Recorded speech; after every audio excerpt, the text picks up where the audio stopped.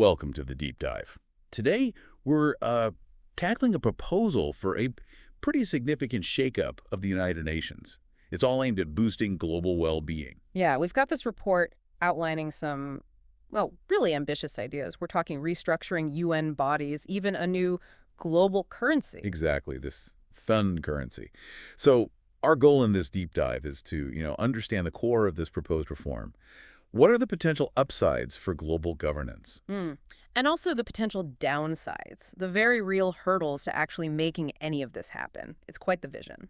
Definitely. So to start, the report touches on how the UN works now. You've got the main bodies, the General Assembly, where everyone gets a voice, but resolutions aren't usually binding. All right. And then there's the Security Council, much smaller group. They can make binding decisions, peacekeeping forces, sanctions, that sort of thing. But that structure, especially the veto power for the permanent 5 members, feels a bit stuck, doesn't it? Yeah. Lots of calls for reform there. Absolutely. It reflects a post-World War II reality, and many argue it doesn't fit today's world. That's a big driver for these kinds of proposals. Okay, so this proposal suggests some pretty major changes. First, a new governing council. Yeah, made up of the vice or deputy heads of government from every member nation. Think about that level of representation. And their decisions would be binding. Wow. That could really shift how global issues are handled. It certainly could. Having that direct link to national executive power is a key idea. It aims for decisions with real teeth.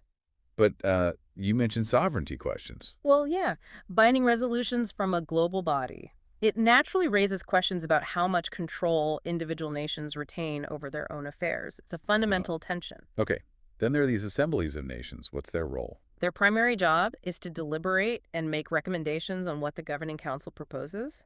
National parliaments would actually vote. So, like, bringing the decisions back to the national level for input? Exactly. It seems designed to add a layer of democratic legitimacy, connecting global decisions back to national legislative bodies. Interesting. And there's something about regional assemblies having more say on human rights. Right.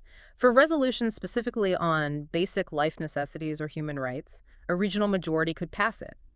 It's a way to potentially bypass a single nation's veto on fundamental issues within its region. And conflict resolution, there's a regional mechanism there too. Yes, it involves national parliaments again. They'd have a significant say, like needing a 65% majority to veto intervention, and they'd also share responsibility for diplomacy and rebuilding costs if things go wrong. More local ownership, essentially. Okay. And the Security Council gets a makeover too. Instead of diplomats, it's intelligence officers. High-ranking intelligence officers from each nation. Yeah, the focus shifts dramatically. Its proposed function is more about preventing violent disputes. More proactive, less reactive. That seems to be the idea, feeding intelligence and recommendations for conflict prevention up to the governing council, rather than mainly managing conflicts after they erupt. Different skill set needed there compared to traditional diplomacy, I suppose. Definitely. You wonder how that changes the dynamics, moving away from the political negotiation aspect that currently defines the Security Council. All right, let's shift gears. This proposed global currency, Thun, we've seen things like the euro. Yeah. What's the big idea behind a single global currency? Well, the potential benefits are often cited as, lower transaction costs for international trade, maybe clearer pricing across borders. Easier for tourists. Maybe, but the bigger economic arguments are around stability, particularly for developing nations, potentially shielding them from volatile exchange rates. But downsides. Losing control of your own money supply must be huge. That's the main one, loss of monetary policy autonomy. Plus, the sheer complexity of managing it globally, the political hurdles, immense, and the transition costs alone would be massive. Okay, and Thun is linked to something called gross export product, GEP. What's that exactly? Right, GEP. It's defined as a country's total income from exports minus what it spends on imports. So basically net exports. It's different from gross ecosystem product. Important not to confuse them. Got it. Net exports. And the value of Thun, the proposal says it starts equivalent to all national currencies. How does that work? Yeah, that initial pegging mechanism isn't really detailed. It's one of the less clear parts of the proposal. Then it's supposed to be revalued based on comparing GEPs. Wow. Also not clearly defined, just says revaluation based on GEP comparison. And it's intended mainly for foreign transactions, implying countries keep their own currencies for domestic use, a dual system. Which leads to this complex exchange rate system they propose. Mm. 2 tiers. hmm There's a differential exchange rate for nations that don't trade much with each other. It's based purely on the difference in their GEPs, using these, frankly, quite complicated formulas like the 3 knots count percentage. 3 knots. Okay. Yeah, and another one called the exponential count or 1 knot differential. It gets pretty technical. That rate applies unless trade hits a certain threshold. And if they do trade more, what's the second rate? That's the trade level or 5 exchange rate. It kicks in if the trade between two countries reaches at least 5% of the GEP of the country with the lower GEP. Right. Then different formulas apply to adjust the exchange rate based on that trade ratio and their relative GEPs. It's designed to reflect actual trade relationships more closely. But it can flip back to the other rate if trade drops. Exactly. Yeah. If the trade level falls below the threshold, it reverts to the differential exchange rate. It's an intricate system. Transparency could be a real issue. Sounds like it. Okay, finally, how does this reformed UN fund itself? Through Thun.